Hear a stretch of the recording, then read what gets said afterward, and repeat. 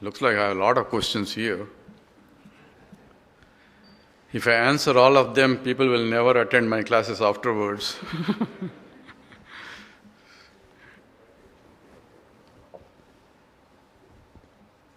I don't know which one is first and which one is the last.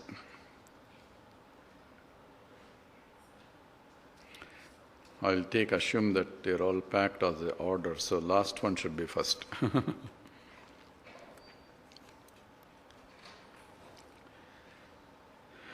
Hari Om, you said that gap produced between the higher values and the emotions aspect of the mind brings out sin.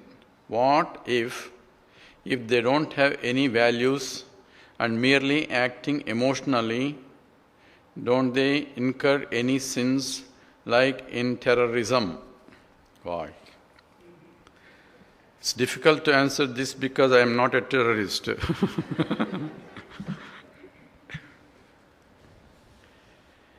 The theory is,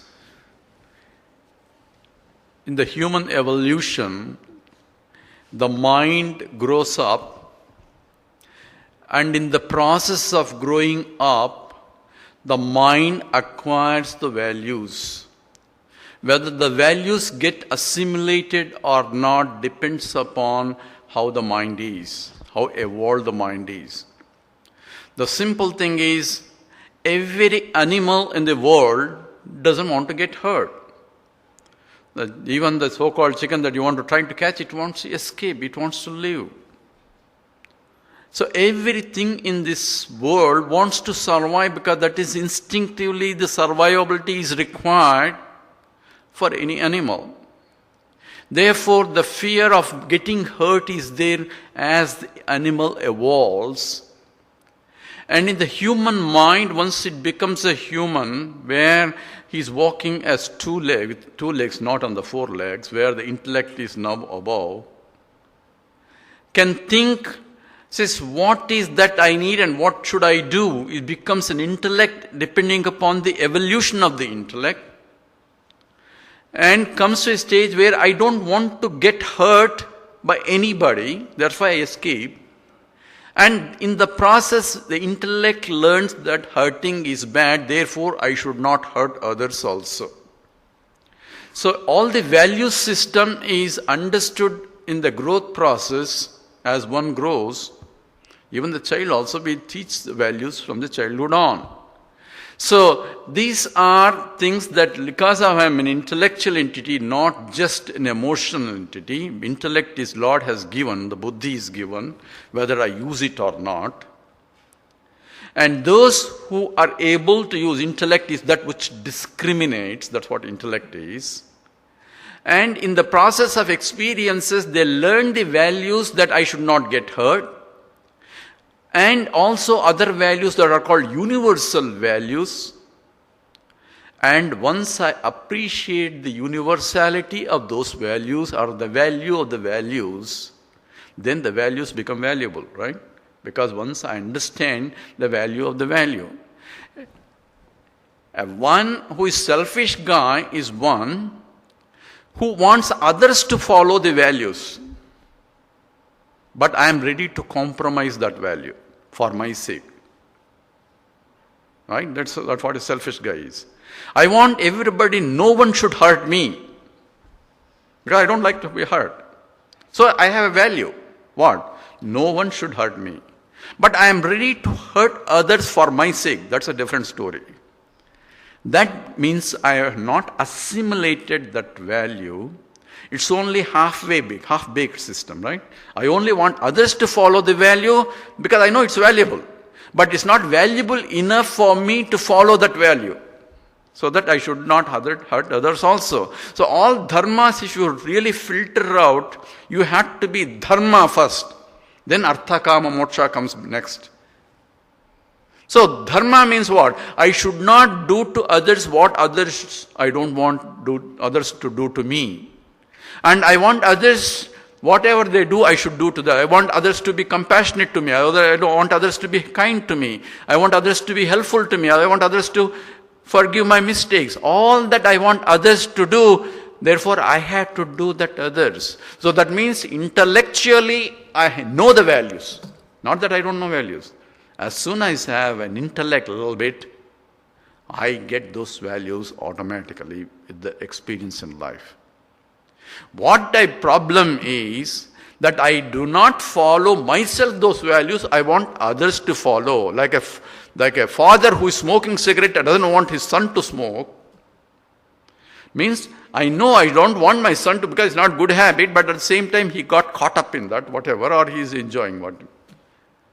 The son will do same thing. He will start smoking and tell his son not to smoke. So here, the problem is any divergence between what I know or what I want versus what I do because of my feelings and emotions are coming in between. And that is sin.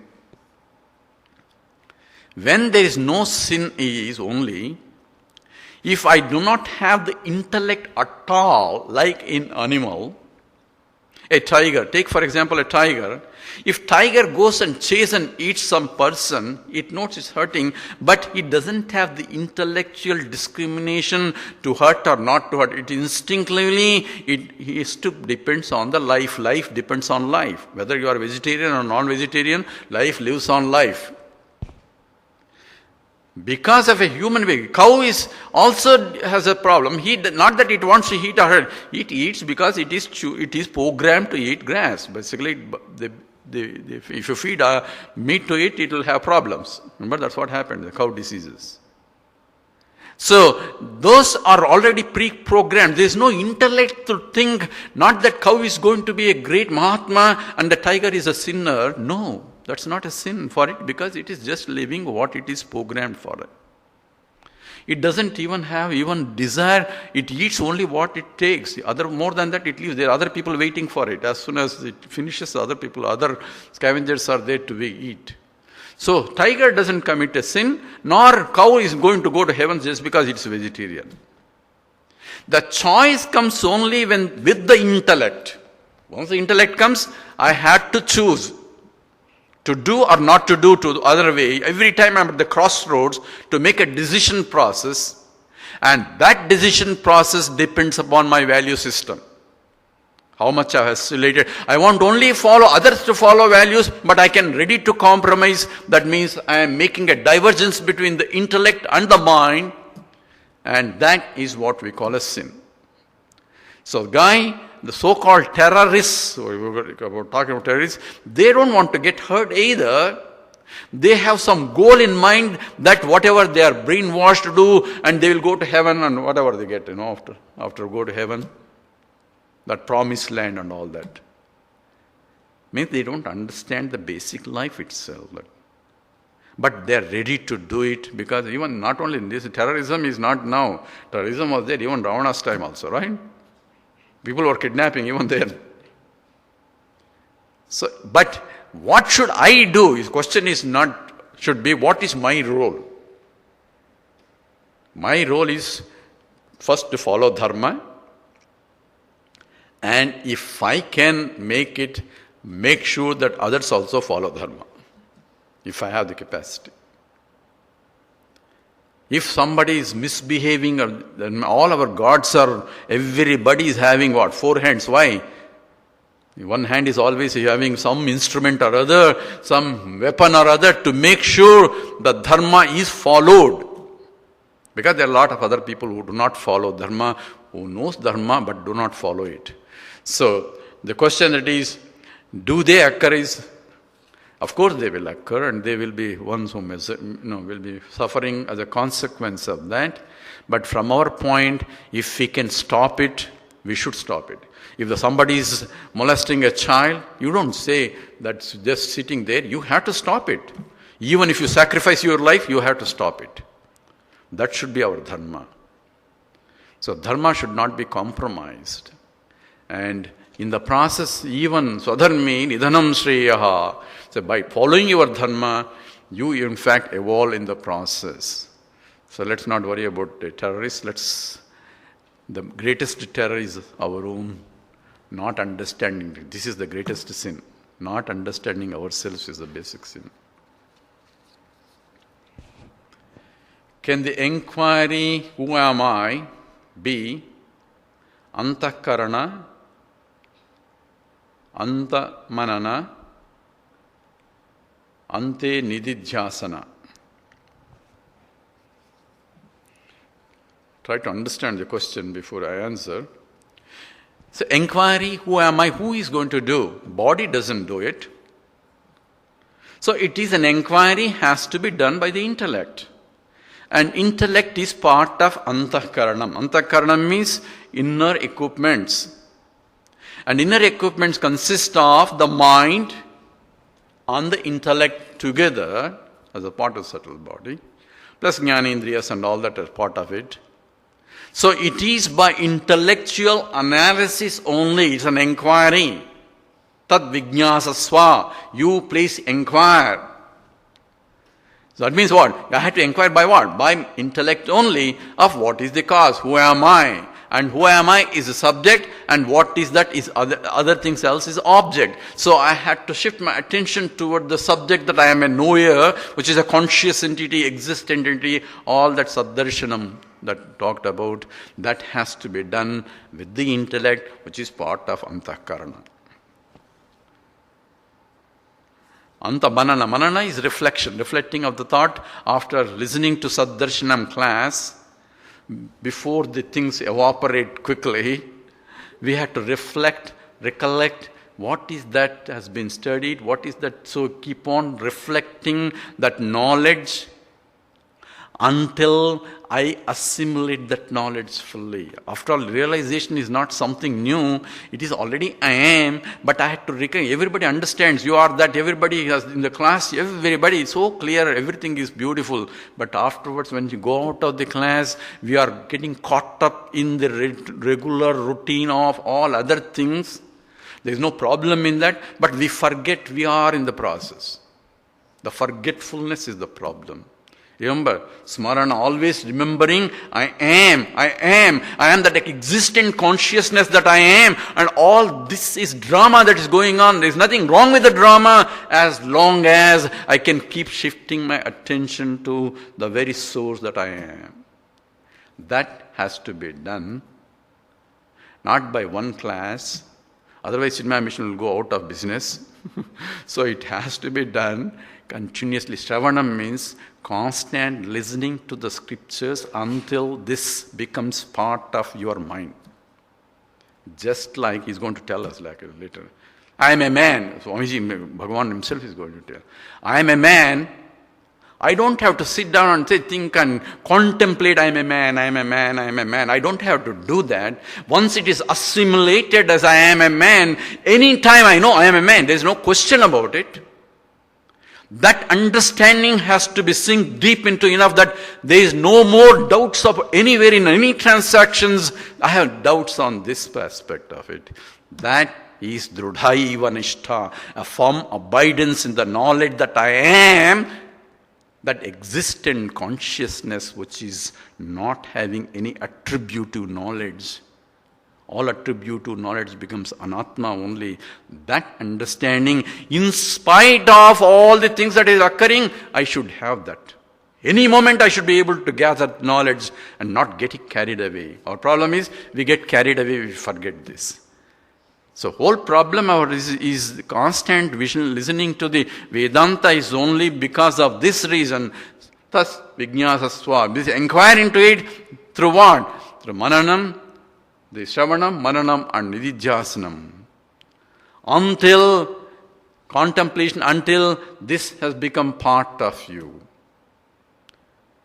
And that's essentially what's involved here.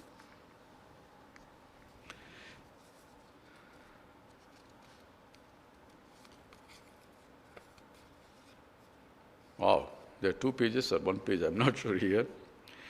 It's often said the life force within us God. Please explain how Vedanta arrived at this.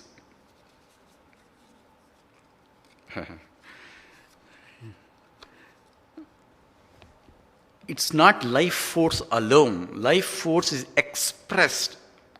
So what is life force is when the subtle mind, body, intellect is there, the consciousness that is all over, so God is all over everywhere, right? But expresses or manifests depending upon the equipments that it is available.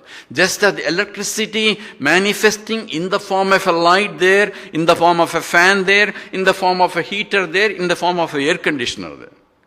It's the same electricity can manifest depending upon the upadhis. Upadhi means the equipment that is available to express it. It is not the problem of electricity, why it is giving heat here, why it is giving cold air there. It's not the problem of the electricity, it's a problem depending upon the upadhi that you are handling with.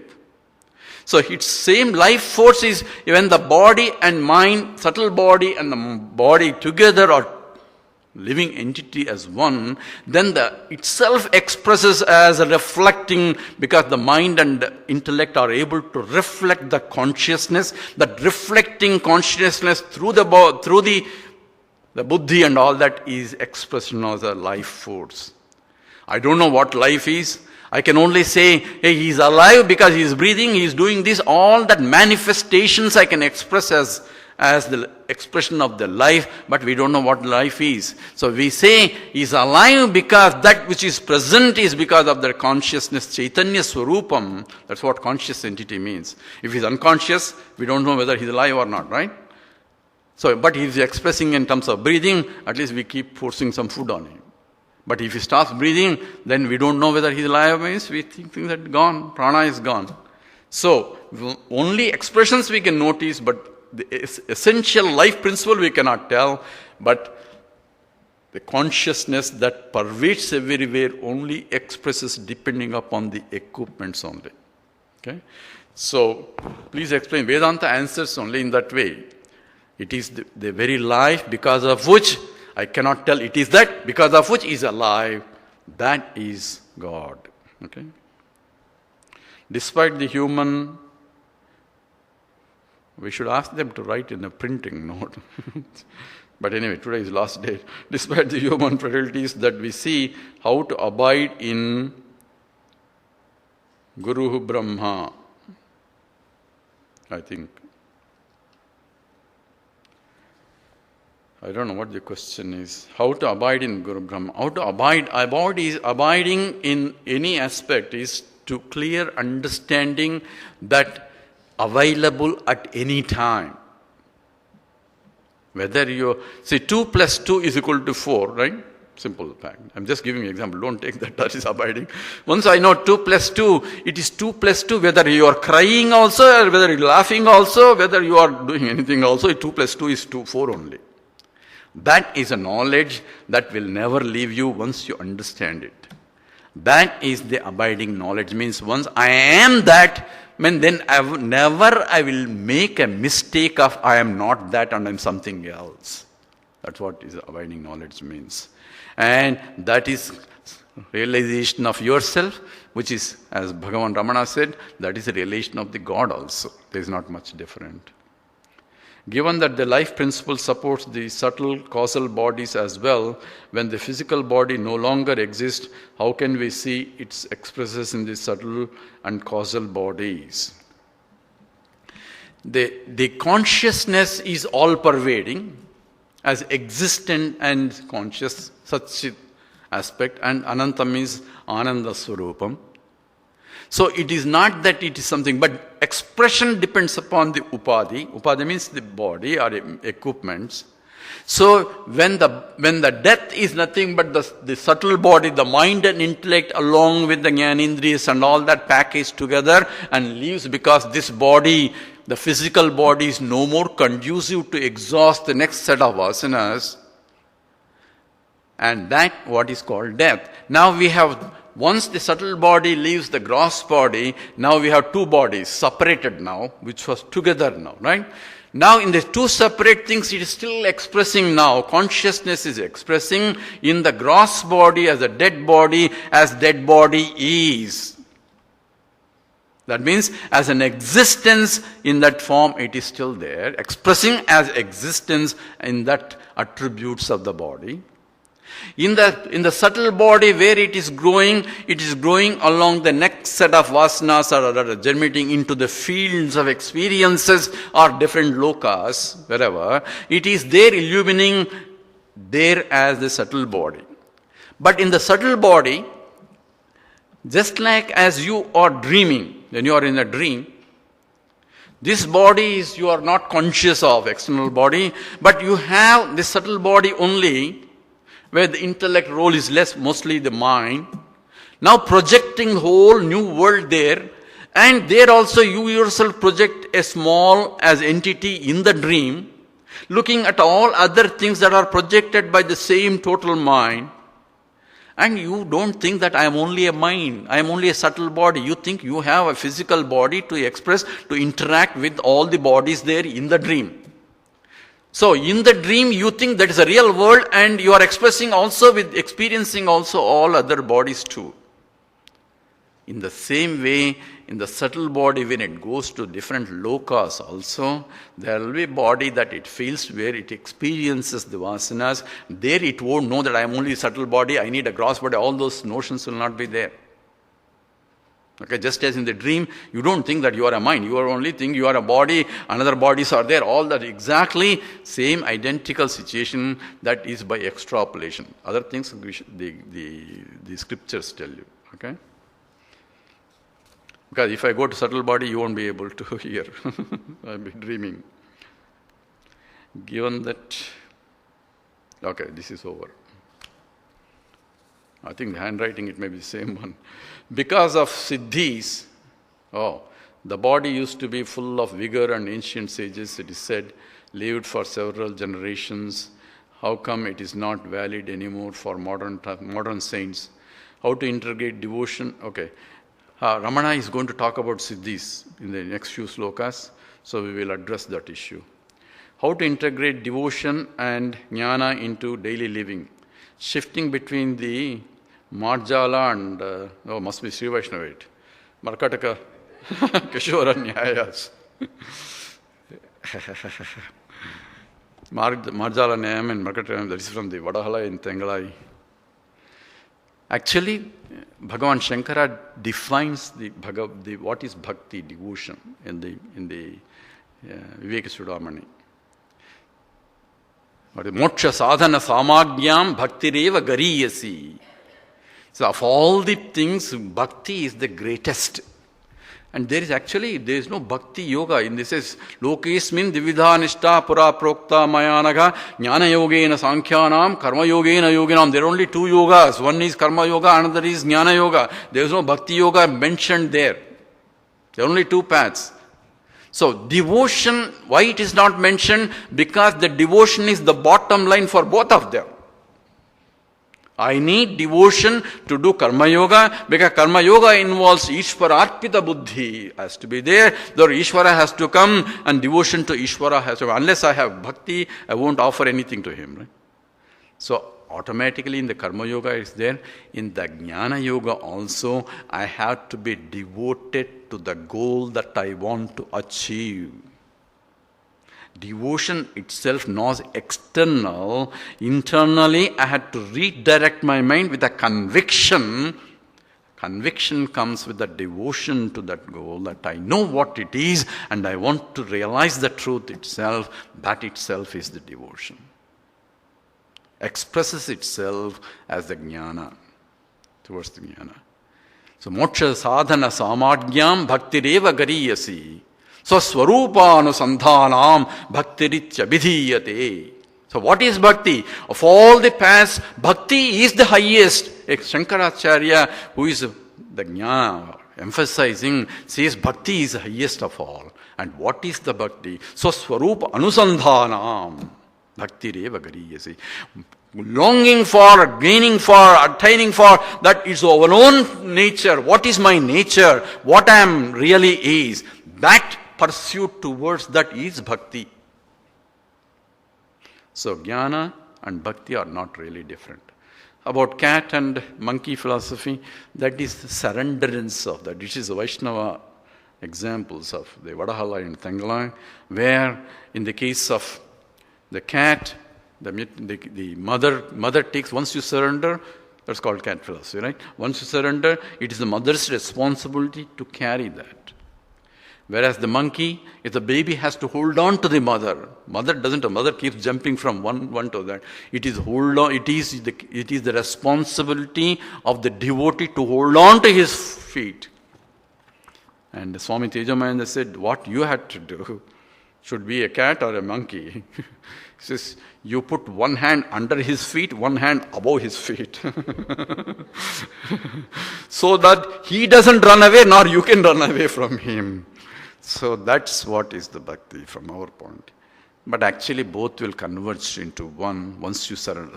Once you surrender, he will take care of it. That's what he tells you. Yed sarmani karmani mai sanyasya para ananyi naiva yogena mam dhyayantam upasate tesham aham samuddarta mritya samsara sagar. I'll take care of him once you surrender to him. But what is that surrenderance? I have to understand. Not today, every day you cannot surrender. If you surrender, there is no more you left. That means you are not surrendered. Every day if you are surrendering means you are not yet surrendered. So tanna mana dhanna sabku is tera. Every day I am saying the same thing. This fellow on this day, on this time, he has surrendered. Lord makes a note of it. Next day when you come repeating, he says, this fellow yesterday surrendered, how can he surrender again? That means yesterday he didn't really surrender. So real surrender occurs only once, and that occurs with a correct understanding. When I realize that I am Brahman, no more this body, mind, and intellect, I have surrendered completely. Okay? So until then you can be both cat and monkey also. Hari Om. Until now the essence of lecture is to remove I, capital I, and realize what we are doing something course of action, doing some action. Why do we need to strive for better? If we are going to give up the doership, we don't need to strive or struggle and just be happy with what we have. Is this pure? Yes. If you understand this. If I understand that I am akartaham, abhoktaham, I am neither a doer nor this one. If you understand as an understanding, as a fact, not as a thought, the mission accomplished. There is nothing you need to do or you have to do or you could do also, because you understand that you are not a doer also. But yes, I understand, and the next question, if I say, then why should I do? That means you have not understood the first statement. If I understood that I am the Satchidananda Swarupam, which is all-pervading, infinite, then the next question doesn't come anymore, unless it's only an idea that I am Satchidananda. If you have only as an idea, until that idea becomes a fact, you feel that there is still a Kartrutva Bhavam is there, therefore you act. Okay? So the action is required until I can sit on the horse. It is yoga rudaha. Once I can, as long as I am not on the horse, I have to make an attempt, until I can sit comfortably and horse can take me. This is in the Bhagavad Gita himself, Krishna himself said, until when you have to act. I can give up actions only when I am sitting in this one, everything is stable and I can go. That means, what is that horse? The mind and intellect together, I am sitting together on top of them, redirect my mind. Therefore, then I don't want to dissipate my mind anywhere else, and contemplating on that itself, that is yoga. Means I am able to contemplate and concentrate. So yeah, tomorrow I will do it. Today only half an hour. But I am already that. But I have to do something else now. If I have to eat and I have to do all other things. Nahi kaschit chanamati chamanamapi jatu tushasya karmakoti. There is no moment that I cannot stop acting. But if I recognize that I am not an actor, but only the body equipments are acting, I can still act in the world with the knowledge that I am not an actor. So Krishna goes into exhaustive. A lot of people don't understand what is akarta means. It is akarta means not acting, means even while acting, recognize that I am not acting.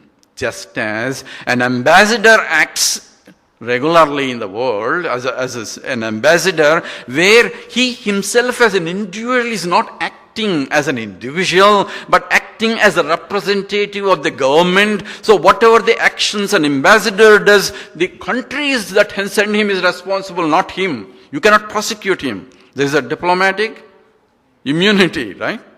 Why? Because he is not individually, he is not representing himself, he is representing him. So he is no more an actor. That's what akarta means.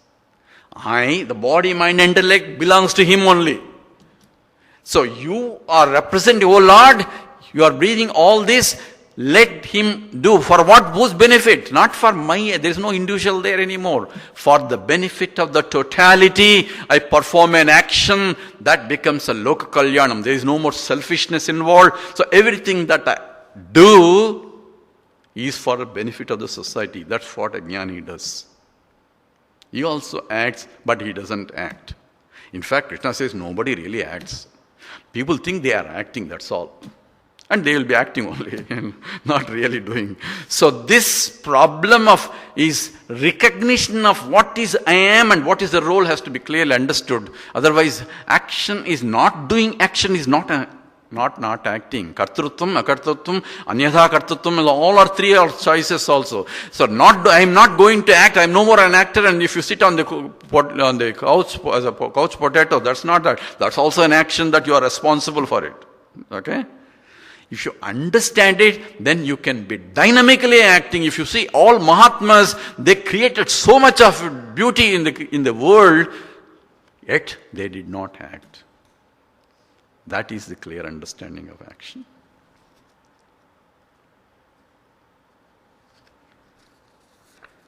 If experience is temporary and knowledge will never go, why do people still keep doing things that they know are not the best things to do, yet they still keep on doing? This is what Arjuna asked. So even though they know, why do they commit all these things? There's a whole Bhagavad Gita chapter on it. This discussion says, Kama yesha, krodha yesha, rajoguna samudbhavaha. The reason is that guy there in between. The vasanas propel them. Kama yesha, krodha yesha. It says Kama and Krodha will propelling, even though they know, still the desires come and propagate. I know my doctor told me not to eat sweets. I understand it. But this lady, she brings beautiful sweets, although that too the sweets that I like it. What do I do? So here is intellectually I understand it. The mind wants to go and get something. Nobody is watching. At least one sweet is okay. After all, not to eat too many is question. All that is coming from where? The mind tries to compromise. What is that? Because of the desire. So this Kama and Krodha comes, even though Krishna lists as a two, uses a single verb, aiming that they are same thing. Kama itself manifests into Krodha. That means the desire will manifest into anger if the desire is not fulfilled. So it's only an expression of the both. And why do they do it? Because of the vasanas. The question is not what others are doing. Always don't worry about others. Find out what am I doing, because if we set ourselves first, that is most important than other thing trying to set other people set straight. So concentrate on yourself, say how I can grow out of this knowledge. Not trying to evaluate, hey, this fellow is not good, that fellow is not good, that fellow is not doing. That Lord will take care of it. Don't worry about it. If you set an example yourself first, then He will follow it automatically. So that is most important. What do we do about all the bad karma and wrong actions we have done in life? Even if we aspire to do the right thing always, from this day on, will this be enough to make up for all the past wrongs? Yes. Simplest answer is yes, because there is no point in worrying about what has done in the past. That you cannot change it. You cannot do anything about the past other than worrying about the past in the present. So don't worry about the past. Don't worry about the future. From now on, I am going to be good.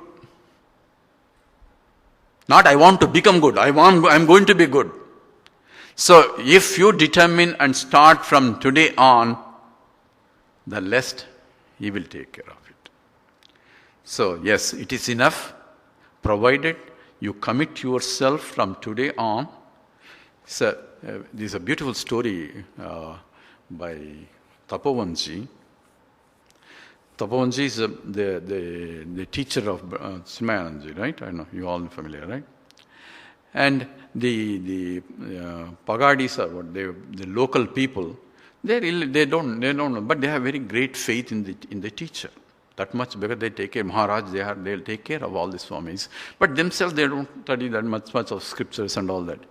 So when this person came and says, Maharaj, I have committed this mistake. What should I do? He was feeling sorry and asks what he has to do to get over that. He said, don't worry.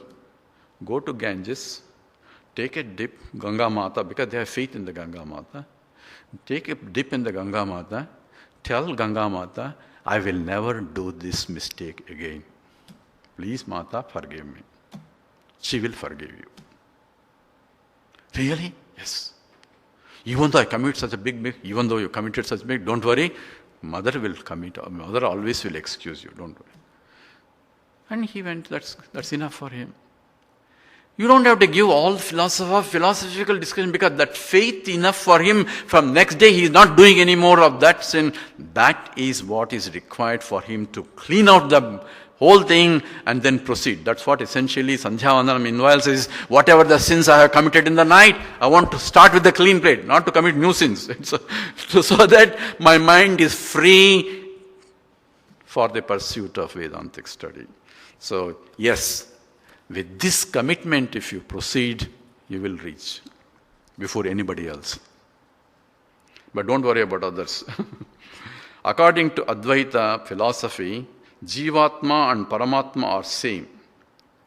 No, that's not what we are saying. We never said Jivatma and Ishvara are one. There is no Aham Ishvarosmi is not there. The correct teaching is Aham Brahmasmi. Brahma is not Ishvara. Remember first class? The Jiva, Jagat, Ishvara are all product of ignorance only.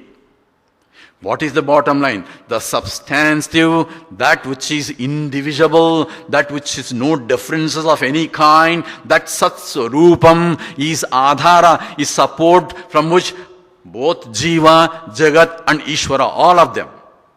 If you pull, everything will come out, right? All the three are connected. If I go to deep sleep state, neither Jiva there, nor Ishvara there, nor the world is there. Jiva means here I am talking about individuality. So therefore, Advaita Vedanta doesn't say you are Ishvara. Advaita Vedanta says you and Ishvara, one in the sense of substantive. The Adhara, the one's essence is the same. Isha Jivayoho Veshadi Bhida Sattva Bhavato Vastu Kevalam. That's what Bhagavan Ramana says is Vastu, the reality behind the Jiva and Ishvara is one.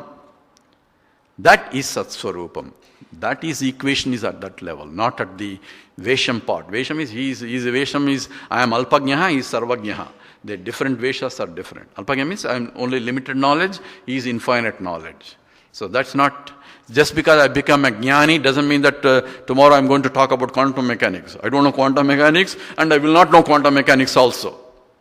So not because when Jnani doesn't mean that he will know everything. No, Ishvara may know everything, but Jnani will not know. He will know whatever the knowledge he had in the mind.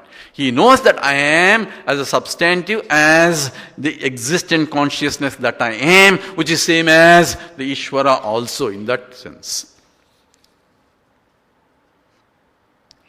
Hence in life, whether an individual realizes this fact or not, his Atma is Paramatma. So when Atma leaves the body after death, it is Paramatma.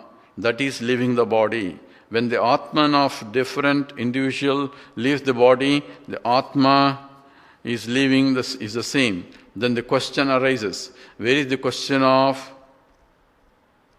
Visheshana being carried to the next birth according to the conditions of the individual in the previous birth? Apologize for the lengthy question. Thank you. Actually, just now I said the Lord or even the Satchid is infinite. It cannot live anywhere. It's Achalam. Achalam means it cannot move. Why it cannot move? Not that it is so old that it cannot move. It's Puratanam. For me, it is a project. Sitting down and getting up is a project for me, but not for Paramatma, because he cannot move only because he is everywhere. Only if he is one place and not other place, then he can move. So what moves death and all that, just now I explained, it is the subtle body, the mind, intellect, all that together, leaving the gross body, all occurring in the totality only, not away from the totality. There is nothing other than totality. That's what infinite means, right? So it's not Paramatma, Paramatma is only identification. There is only this subtle body, what we call Atma, people call it as a soul, is only the subtle body and reflection of the consciousness in that called the Chidabhasa, the reflecting consciousness. But basically it is, and each one has its own different worlds depending on the vasanas they go, all occurring in the total Satchit Swarupam. So there is no question of Paramatma identifying Jivatma and other Paramatma also coming. This subtle body keeps going to different lokas as driven by the vasanas. The total account is there, Sanchita Karma is there. And even it survives after, just as it survived, Laya means sleep. When I go to sleep, everything goes in a potential form, and when I get up, it wakes up. In the same way, even Pralaya also, it goes into the Lord, and again comes back as a creation to the next time, same subtle body. So things will not change. As you go, you enter. And this goes on continuously until you get out of this circle. Okay, I hope that answers it. There are so many questions here. Where do I go from here? 50-year-old, you higher. From here, I go to my daughter's place. And you have to go to your place. Where I go from here depends upon what I want to do next. Right? What are my vasanas coming to me? If I decide my life to want to do better and use this, whatever study into my practice, that's where you will go. That means I had to put this understanding into my day-to-day life so that I can evolve myself. So it is up to you where you can go, depending upon how you can drive yourself next.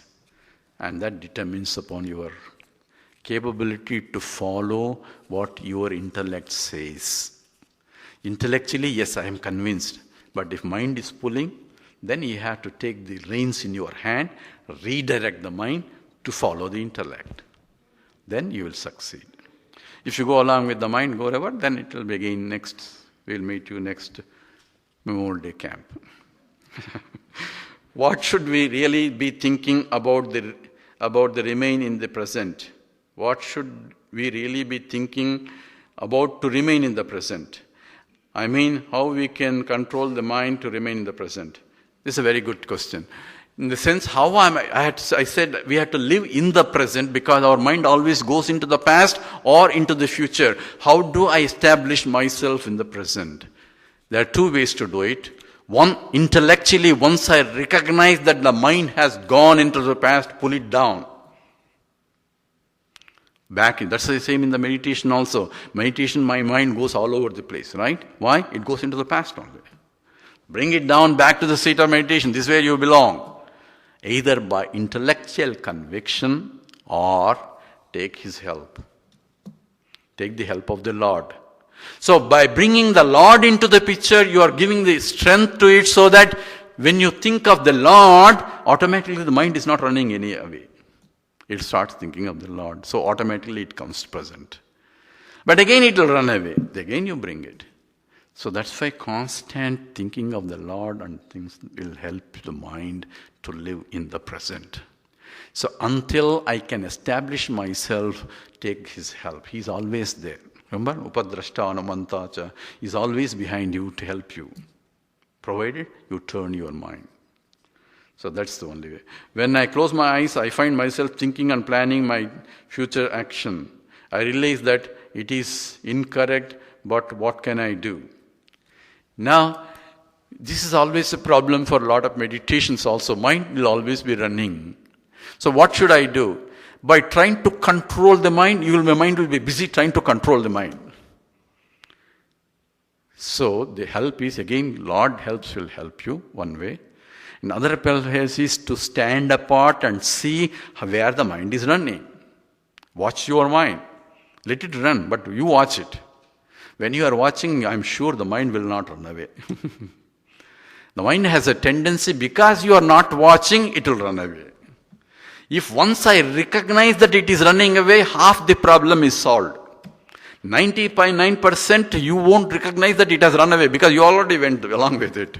But once the moment I recognize the mind has run away, you have solved the problem, recognize that the mind has run away, then watch it. Where are you going? I am here. Why are you going somewhere? Automatically the mind has to come. Second way is, whenever you find the mind has run away, start breathing. To bring the back mind, you force your body to breathe in and breathe out. And when you force yourself, when you're breathing, mind has to come. It cannot just go anywhere. That's how the mind is brought to the seat of meditation, by breathing exercises. So that will help you to control mind, because mind and the breathing are interrelated. They are closely related. I know I'm taking a little bit more time, but this seemed to be... I realize that this is incorrect. What can I do? So that's how you can control the mind. In terms of Prakriti, does using pesticides to control bugs, etc., an appropriate thing to do? If you think it's not appropriate, don't do it. These are you have to use simple common sense. Okay, don't get spirituality doesn't mean that all these small things, say hurting and all this is, yes, you should not hurt. I told you, just life lives on life. Even vegetarians are destroying life. But in the hierarchy, you have a choice. Where should I destroy higher life or the lowest life? Where I don't see the suffering of the things that I am eating. Okay, so even when I'm cutting off vegetables, I'm really destroying. But I don't. My sensitivity is not there to see the suffering of that. Whereas animals, if I try to catch it, will run away because it doesn't want to be hurt. So when I become sensitive enough, that's what it is. In the olden days, they used to eat only things that are falling down, not plugging out everything. But if you can manage with the minimum destruction of the society for your life, that's okay. That's why we pray to the Lord, please excuse me whatever mistakes I have done in the process. That's why prayer helps. Ritualistic position. Yesterday we said that we leave the people who perform rituals alone, meaning that I should try and to lead Vedantic life to the best of my ability. If I don't believe in them, what do I do? Do I have dropped to perform rituals? FYI means for your information maybe. I have participated in rituals before to please my family, but I am finding it difficult to do things namesake, as rituals should be performed properly with full devotion and help. This is not only your problem, my problem also. The idea is you do what you can do to the degree to keep balance in the life. If your partner, spouse wants something to do, you have to do certain things also as a husband or a wife or certain things. So don't get too much bogged down on these things to the degree that you can. And rise above this to the degree, say, yes, I am doing it as a part of his wish. So in all those things, bring him also with you as a third person. That way you insulate yourself with all these silly problems that worries you unnecessarily. And use that mind to contemplate something. Even in the temple also you can contemplate. But if you have a choice, then exercise your choice. So it's a question of balancing the mind, living comfortably without causing too many problems around the society. If you can live intelligently, then that is the best. Maya, energy that makes one into many. In that case, one Maya and Sat the same. No. From this Sat point, there is no Maya. Sat means Brahman. Brahman, there is no Maya. Only Maya is a Maya that brought in to explain that which is unexplainable. Okay? So, why, who is explained? Because the one that I see is plurality, the Prakriti is there, that creation is there. So, one who sees creations separate from me, therefore I am bringing a factor how one became many. That's what is Maya is. Provided I am seeing many. Otherwise it's not Maya. It is just my vibhuti itself. It's my glory in existing in varieties of form. That is me only. That is Swabhavikam. That's in the Gaudapada says, there is no creation, there is no creator. It is just Swabhav, nature itself. That's my nature. To exist in varieties of forms. Why not? Because I can exist. Only Maya is why one became many. All those questions is only for the people to understand who are asking where did it come, how did it come. All those questions are there to satisfy those questions. All this Maya theory, but even Maya is to be dropped out also. In Brahman, there is no Ajnani, there is no Jnani, there is no Maya, there is no creation also. So this is only an explanation for intellect to understand. If a realized person has no more thoughts, where do the thought I am Brahman reside? No, realized person can have thoughts, everybody can have thoughts. Thoughts are not the problem. It is not the thoughts, but I am the thought is a problem. The identification with the thought as I am is the problem. A realized person realizes that I am not the thought, because of me the thinking is going on. So thoughts are there, let it be there. It's my glory only.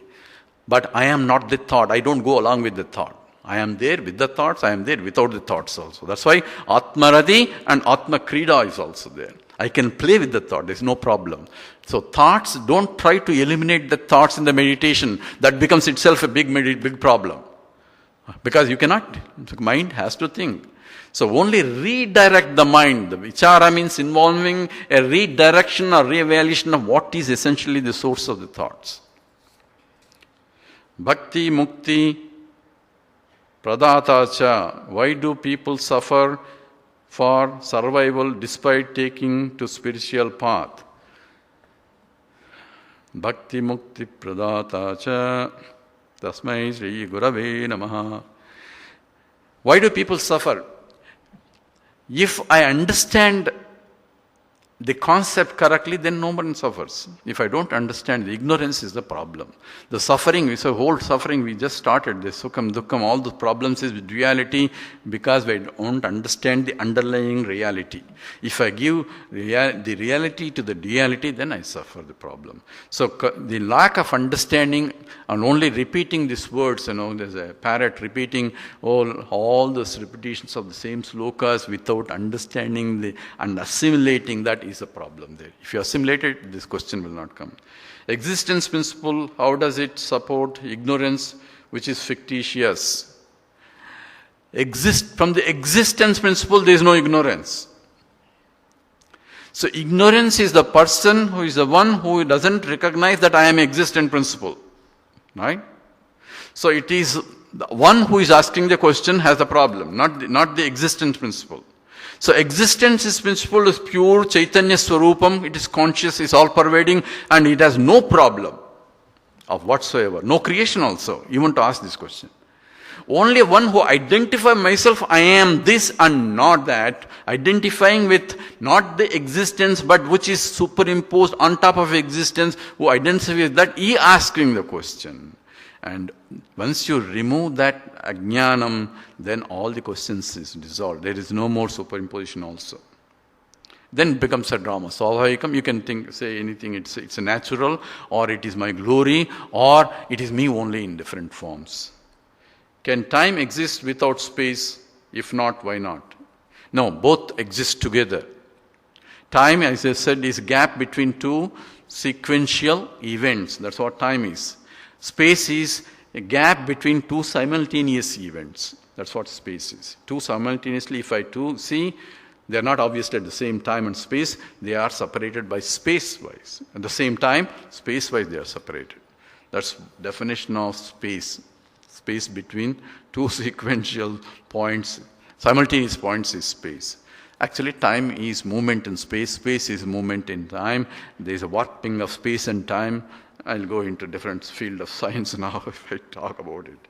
Existence principle, how does it support ignorance, which is, that's what we did. Can time exist without, this is over. If a realized person has no more thoughts, where does the thought, I am Brahman? This also finished, right? Yes.